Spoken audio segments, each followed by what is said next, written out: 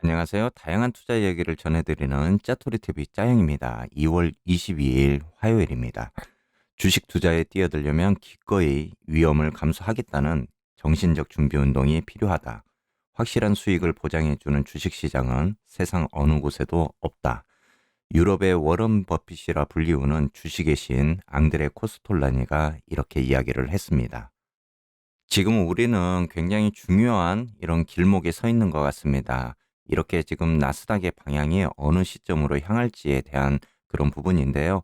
오늘은 왜 나스닥에 대한 부분이 굉장히 중요한 그런 부분인지 한번 여러분들과 공유해드리고 이야기를 나눠보도록 하겠습니다.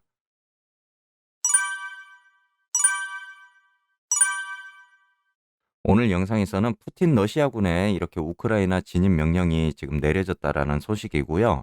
러시아 우크라이나 긴장에 따른 변동성이 이렇게 지속이 되고 있는 가운데 기업 수백 곳이 이렇게 실적 발표를 앞두고 있습니다. 자, 특히 이제 FOMC가 이렇게 9회 연속 기준금리를 올릴 것이다라고 지금 이런 이야기가 나오고 있는데요.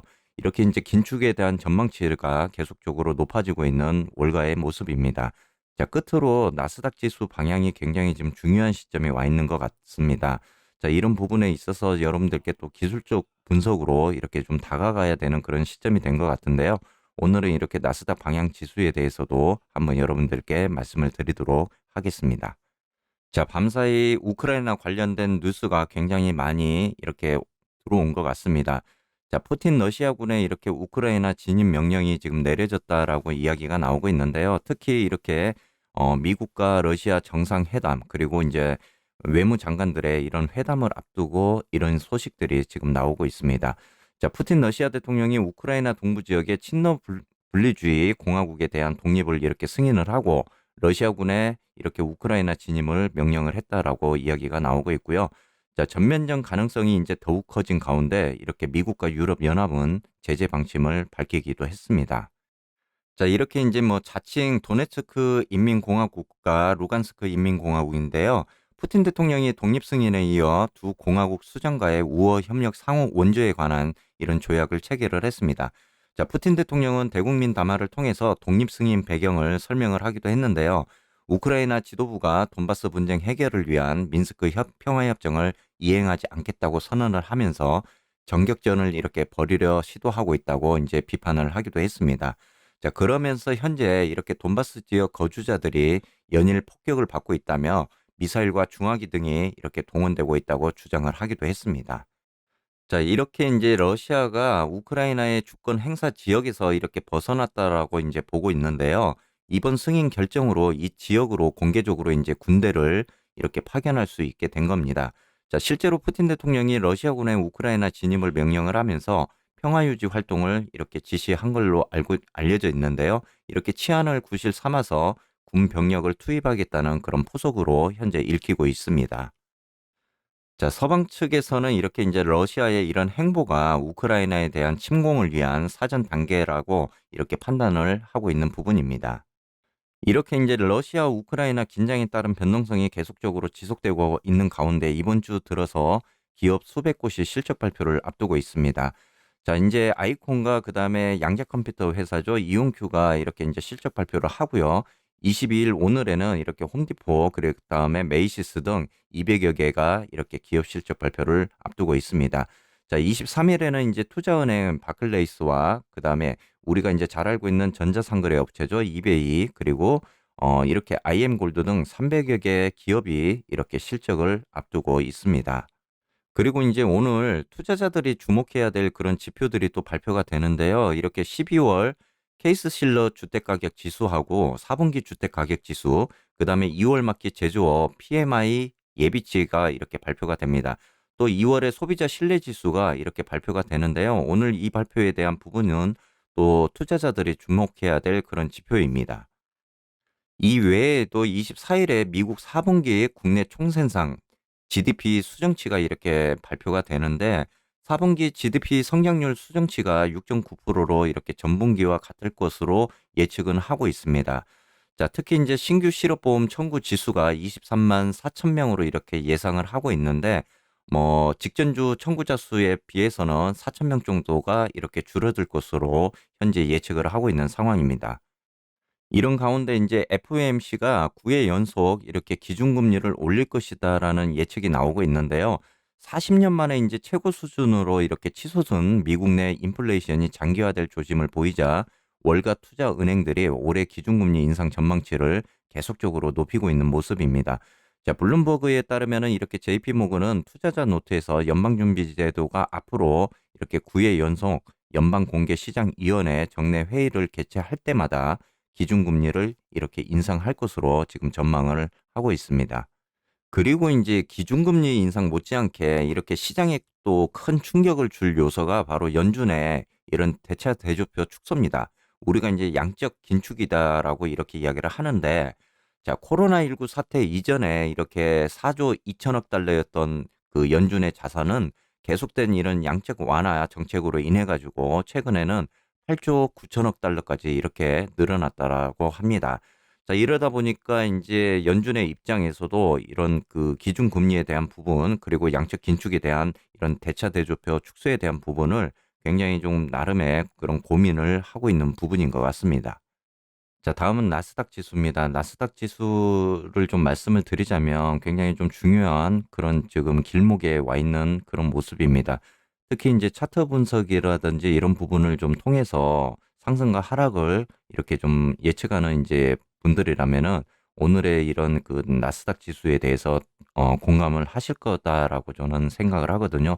특히 이제 이 시점에서는 여러분들에게 좀 기술적 분석으로 이렇게 좀 말씀을 드려야 될 것 같습니다. 일단은 2020년도 이렇게 이제 코로나 팬데믹이 터지면서 굉장히 좀 마이너스 폭이 컸죠. 22.35% 이렇게 이제 저점 대비해 가지고 나왔는데 이때 거의 이제 실질적인 마이너스 수익률은 한 27% 정도 이렇게 되고 있습니다. 자, 그리고 나서 이제 21년도 이렇게 3월에 들어와 가지고 또 최저점을 한번 이렇게 달성을 하면서 또 마이너스 폭을 키우기도 했는데요. 자, 지금 이제 나스닥 지수가 좀 시점이 좀 중요한 부분이 있습니다. 자, 이제 우리가 이제 주가 차트에서 이렇게 헤드 앤 숄더라는 그런 이야기를 합니다. 어깨에서 사서 머리에서 이제 팔아라라는 그런 이제 주식 그 가이드적인 그런 책들에서 가장 제일 많이 나오는 그런 내용인데, 이렇게 이제 헤드 앤 숄더가 패턴에 있어서 굉장히 중요한 패턴입니다. 주가의 이제 고점과 저점인 바닥을 확인을 하는 지표 중에서 가장 좀 확률이 높고 많이 쓰이는 그런 패턴이기도 한데요. 지금 시점으로 보자면은 우리가 이제 이렇게 어깨가 되는 부분이 있고, 자, 이렇게 헤드가 되는 부분이 있습니다. 그런데 지금 이 우리가 이제 쉽게 말하면은 이런 어깨에서 사가지고 머리에서 이제 팔게 되는 그런 부분인데, 자, 이 시점에서 보면은 지금 어깨라고 하고 머리라고 했고 어깨라고 했을 때, 자, 우리가 이제 벌써 지금 이 어깨선을 이렇게 이탈하는 그런 모습을 지금 굉장히 보여주고 있고, 특히 이제 우리가 심리적 안정선이라고 불리지는 이렇게 200일선도 이탈하는 그런 모습을 보이면서 데드크로스가 일어났습니다. 자, 그러다 보니까 앞으로 이제 지금 현재 차트를 보고 이렇게 기술적 분석을 하시는 분들이라면은 앞으로 나스닥 지수에 대한 하락에 대한 부분을 염두에 두고 계신 분들이 많으실 겁니다. 자, 상황이 이러다 보니까 특히 이제 이렇게 기술적 분석을 좀 하시는 분들이라면은 지금 나스닥 지수가 앞으로 향후에 더 하락할 것이다라는 곳에 이렇게 더 염두를 두고 있는 부분입니다. 참 굉장히 좀 좋지 않은 그런 시점이 되고 있고, 앞으로 이렇게 된다면은 지금 21년도 이제 3월에 이런 최저점까지 기준으로 지금 갈 수 있는 그런 상황입니다. 자, 여기에서 이제 과연 상승을 해주느냐, 그러니까 이제 반등을 해주느냐, 아니면은 더 하락을 하느냐에 따라서 굉장히 지금 중요한 이런 그 길목에 내려와 있습니다. 그리고 이제 또 중요한 거는 이 부분이 지금 쌍바닥이 될 것인가라는 그런 부분입니다. 그렇기 때문에 지금 나스닥의 그 지수에서 가장 중요한 그런 길목이 될 수 있는 그런 부분입니다. 지금 지난번에도 제가 이제 이렇게 그 13,541포인트에 대한 부분을 이렇게 지지선에 대한 부분을 말씀을 드렸는데, 지금 이탈적인 부분으로 이렇게 보여주고 있는 부분이 계속적으로 나오고 있습니다. 그렇기 때문에 향후에 이렇게 이제 나스닥이 오늘 이제 미장이 열리는데, 방금도 말씀드렸지만은 좀 더 하락이 우세한 쪽으로 지금 말씀을 드리고 있는 거잖아요. 자, 이렇게 이제 이탈이 돼서 지지선을 뚫고 내려가는 이런 모습들이 향후적으로 나온다면은 우리가 흔히 말하는 지금 베어마켓으로 가는 약세장으로 가는 상황까지도 지금 생길 수가 있는 그런 부분입니다. 자, 그렇기 때문에 지금 현재 나스닥은 굉장히 우리에게 있어서 좀 중요한 그런 포인트가 될 것 같고, 이 지지선 향방이 오늘 이제 어느 방향으로 또 움직이느냐에 따라서 우리가 그 부분에 대해서도 좀 대응을 해야 될 것 같습니다. 이 앞으로의 하락적인 부분에 있어서 더 추가적인 그런 큰 폭의 그런 하락이 나올 수도 있고, 또 어제 제가 말씀드린 대로 지수 대비 10에서 15%의 이런 최악의 상황까지도 가져가야 된다라고 제가 지금 말씀을 드렸잖아요. 그래서 여러분들이 그런 부분까지도 최악의 상황까지도 좀 염두를 하셔야 될 것 같습니다. 자, 만약에 지금 러시아 우크라이나의 이런 그 전쟁에 대한 소식들이 지금 계속적으로 어제도 나와 있는 부분인데, 러시아 우크라이나가 만약 전쟁을 한다면은 의외로 쉽게 또 올라갈 수 있는 부분이 있습니다. 왜냐하면 지금 악재가 어찌 되었건 선반영되었던 그런 부분들이 많았기 때문에 일시적으로 충격이 올 수는 있겠지만, 과거의 데이터를 보자면은 또 어느 시점에서 이렇게 회복이 되는 시점들이 있다라고 지금 말씀을 드렸잖아요. 그러니까 지금 계속 입싸움으로 이렇게 러시아의 향방이 뭐 이것도 아니고 저것도 아닌 상황이 되다 보니까 더 혼란스러운 그런 시장이 되고 있습니다. 차라리 그냥 전쟁이 터져버린다면 터졌는갑다라고 우리가 이제 대응을 할 수가 있는데, 이거는 지금 터지는 것도 아니고 안 터지는 것도 아니고 입으로만 지금 싸우고 있는 그런 상황이기 때문에 우리가 어찌 되었건 최악의 상황까지 좀 이렇게 대비를 하자라고 좀 말씀드리고 싶습니다. 이런 하락장이 계속적으로 이제 지속이 되다 보니까 이렇게 투자 시장을 떠나시는 분들이 굉장히 많으신 것 같아요. 자, 뭐 투자를 하다 보면은 굉장히 이런 상황들이 많이 생깁니다. 여러분들이 이제 하나의 또 스킬이 될 수가 있는 그런 부분이거든요. 이런 산전수전 공중전을 다 겪어보셔야만이 이후에 여러분들이 또 원하시는 그런 수익률도 내실 수가 있는 그런 부분이 옵니다. 그렇기 때문에 여러분들이 희망을 잃지 마시고 또 꾸준하게 자신의 목표를 위해서 이렇게 투자를 해보셨으면 좋겠습니다.